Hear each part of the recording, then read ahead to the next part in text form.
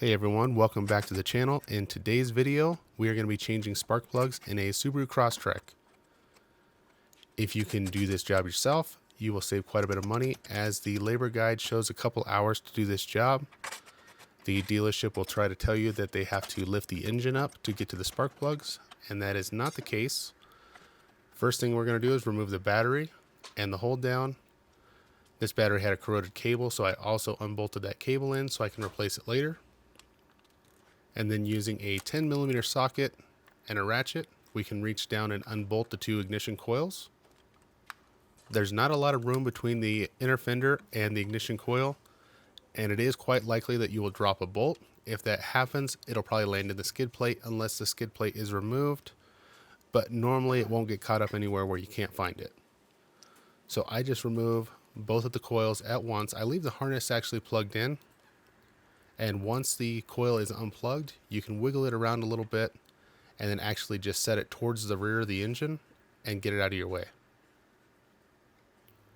Now the spark plugs on these newer Subarus are not the traditional 5/8 inch spark plug socket like you're used to. It's actually a 14mm. If you have a 9/16 spark plug socket, that may work as well, but the correct size is a 14mm spark plug socket. Now what I use is a 3-inch wobbly extension. The end of this extension is shaped kind of funny so that the socket has a little bit of room to wobble. I use that and a regular ratchet. Now most of these you're going to have to start the spark plug socket and extension into the hole first before attaching your ratchet. The back hole, I'll actually have to put the socket in first and then attach the extension and then the ratchet. But once you get in there, try to support the head of the ratchet so you don't break the porcelain by twisting it. And then once you break it loose, you can unhook the ratchet and then twist the rest out by hand.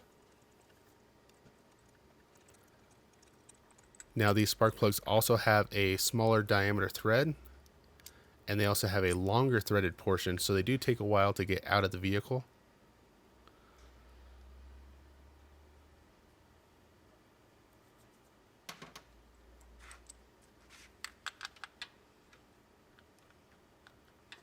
As you can see here, I'm trying to get that socket and extension in there, and I realized that I had to pull the socket off first, get it stuck down onto the spark plug, and then stick the extension down in there. And you're going to have to do the same thing when you take this extension and spark plug out of there. You'll have to disassemble it before it'll clear that inner fender.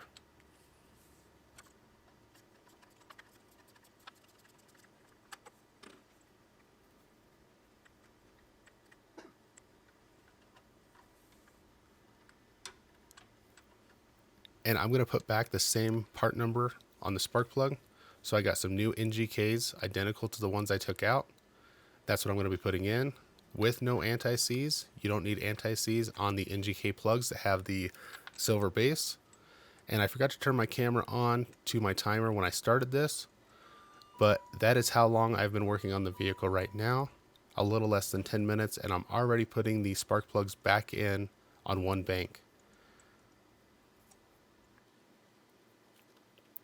So as you can see, it's not a 2 or 2.5 hour job like some shops will tell you. It's quite easy if you have the right tools to do the job at home in your garage.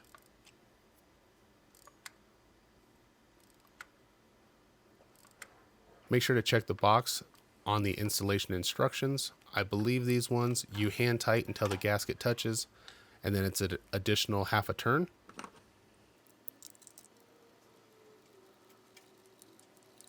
And I'm just going to go ahead and install both of these spark plugs and then reinstall the coils.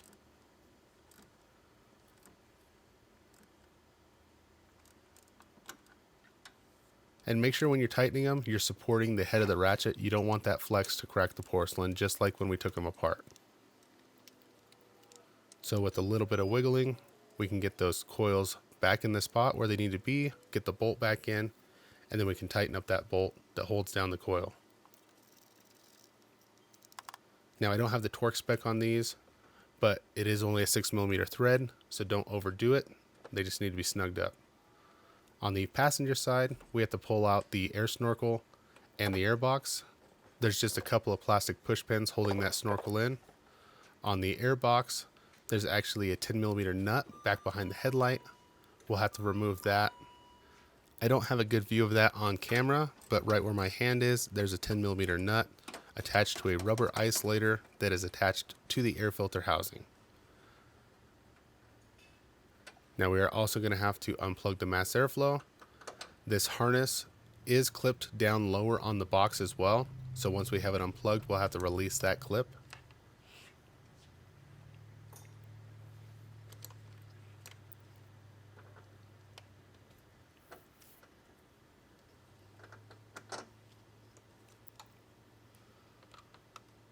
Remove the clamp from the air filter housing near the mass airflow sensor. And then there's one 10mm bolt down at the bottom of the airbox. Take that out and we can remove the whole housing. This one's missing the plastic noise isolator or the water separator underneath it. So you may have to wiggle yours a little more to get it out of there. Once that's out of there, we have actually a little more room on this side than the other side. As you can see here, I'm pushing the hood prop back into the service position to get it out of the way. There's an extra hole on the hood. And then it's the same thing as the other side. Remove the coil bolts with a 10mm socket. And then we'll set the coils aside and remove the spark plugs. For the rest of this side, I'm just going to crank the speed up. It's the same as the other side. Remove the 2 bolts from the coils. Wiggle the coils until they pop out of there. If the boot gets stuck down in there, you may have to try and use an air nozzle to blow the boot out. I didn't run into any issues. But once the coil's out of the way, you can remove the spark plugs. Take the new spark plugs that match the old numbers. Once again, we don't need anti-seize. We'll just go ahead and put those right in. And make sure they haven't been dropped. Make sure there's no cracks. Give them a quick visual inspection. They typically come with a piece of cardboard over the electrode and they are gapped from the factory, so you don't have to worry about that. Once the plugs and coils are back in, put the air box back in, put that nut on there,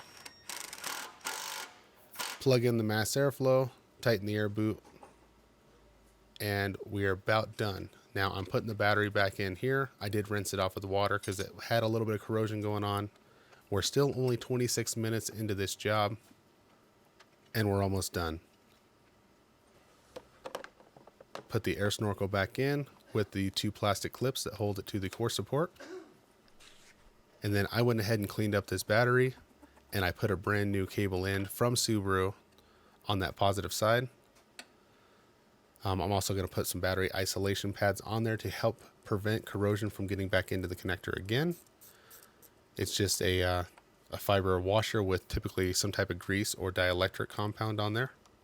And that prevents the acid from soaking up into the cable end.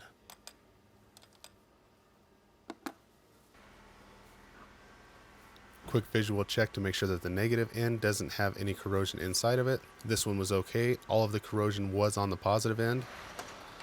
There's that plastic push pin that goes onto that battery post. Put that on there, tighten the cables up, and then go ahead and start it up. If when you first crank it, it doesn't start, let off the key and try it again. Sometimes the throttle body has to reset itself. I will put a link down in the description to a spark plug socket that fits these spark plugs, as well as where you can find the spark plugs for this engine. If you found the video helpful, hit that thumbs up button. If you want to see more videos like this, go ahead and subscribe and click on the bell.